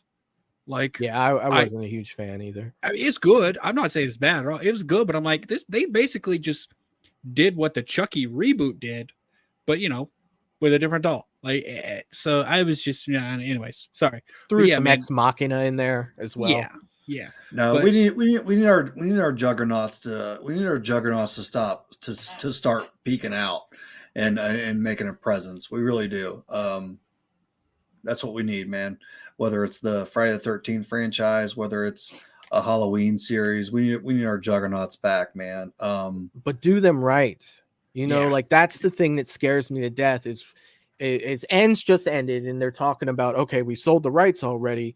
Are you about to Halloween 5 me, bro? Because if you're about to Halloween 5 me, I don't want it. Don't just push something out to push something out. Let me show you guys something really fast before we do wrap this up. And I meant to do this earlier in the stream, but I didn't, and I don't know why. This right here, and you guys have probably seen this, but if you haven't, I would love to show it to you guys here. Jason Blum is still trying. Will still move, trying to get a Friday the 13th movie.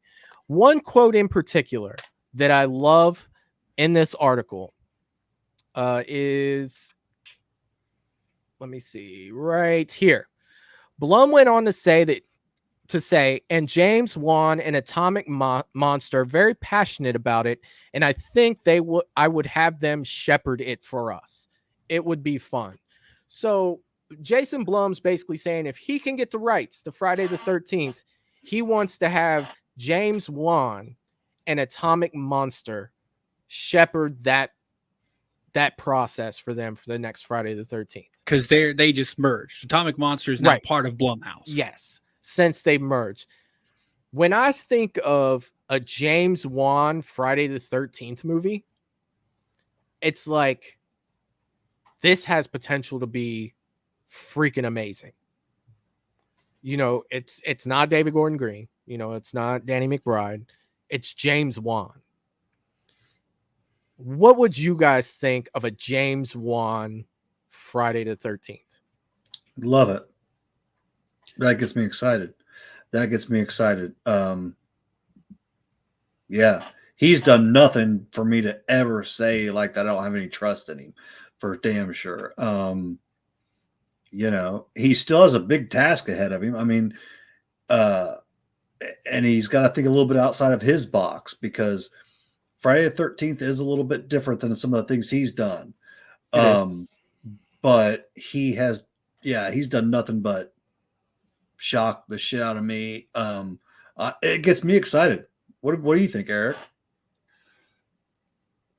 I want to preface what I'm about to say by saying I think James Wan is a great director. I do. Mm-hmm. But anytime I think of his horror movies, which are amazing, they're not Friday horror movies for me. They're not. Conjurings, he did great. Obviously, he was part of the Saw franchise, I think, in the beginning. He did Insidious. He did Dead Silence. He did Dead Silence, the puppet movie, or the ventriloquist movie. I don't think, though, like, as much as I think his movies are great, I don't think I've seen anything from him that makes me think he knows or he can replicate that Friday feel. But do we even need a little bit of a twist on the Friday? You know, that's like I 100% see what you're saying, Eric. I do. Yeah, but if he's going to do a twist on it, you know it's going to be a supernatural twist, because that's what almost all of his horror movies are. It's a supernatural twist. And if I'm being honest, the supernatural twists, like the fucking Jason turning into a fucking parasite and this dagger and the fucking Necronomicon, no. That's the part about Friday that I don't like. And I think he's sharp enough to know this, though. I'm not saying he couldn't do it. I'm just saying, and if I'm being honest, if you give me the option between a TV show, Camp Crystal Lake TV show, or a James Wan Friday movie, I'm going to take the Friday movie every day, twice on Sundays. Yeah, but I don't know. And like I said, he'll probably do a great job. But he also has directed Fast and the Furious movies. He also did direct the latest Aquaman.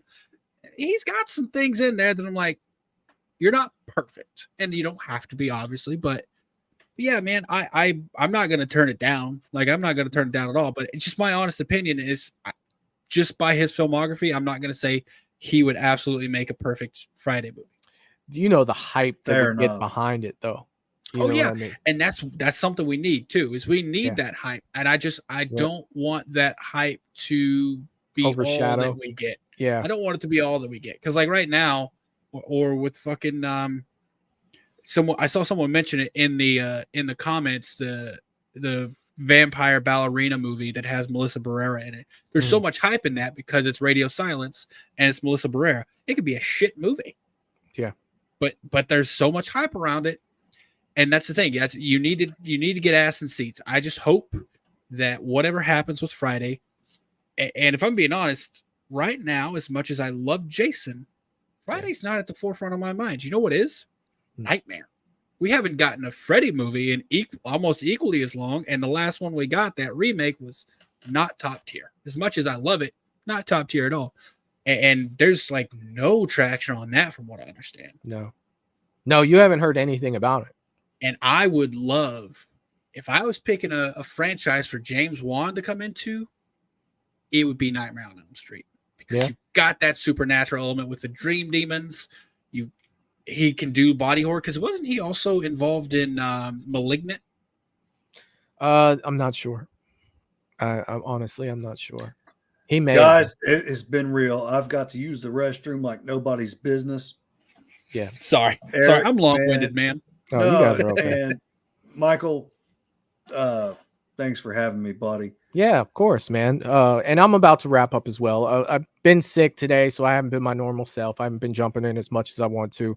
But you guys have been great tonight. And I want to thank you guys for coming on the stream tonight. It was definitely a blast.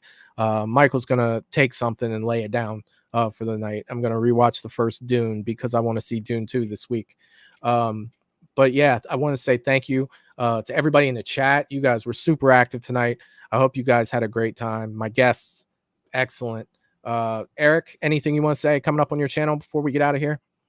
My Life in Horror is still going on. Got the Patreon up, doing Chucky. I'm going to add in Only Murders in the Building. Start doing watches of that because I've never seen it. And then we got kind of some announcements for the fan film tomorrow on your channel. Yes. And we will be on at 7:30 tomorrow. Not 8 o'clock, correct? That's correct. 7:30. Okay. Yeah. So tomorrow is 7:30, and I'll put that out on my community tab and on Instagram and everything. Yeah, thanks for reminding me of that. Yep, that's pretty much it on my channel. All right, Matt, anything you want to talk about the shop before we get out of here, buddy?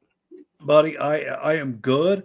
I plan on next Sunday having some things for you guys. Some special things, upcoming stuff that we have coming out. So I'm going to get that together for next Sunday. But yeah, man, for now, it's always my pleasure. Eric, man, good to chat it up with you, brother. Always, man. Yeah. I can't wait to hang out with you guys again at Scarefest. Hell yeah. Yeah. Michael, same with you, man. Thanks for having me always, buddy. Love you guys. Of course. Just a quick wrap up for everything. I want to say thanks again. If you want to support the channel outside of YouTube, you can do so at www.patreon.com/moviesandbeyond.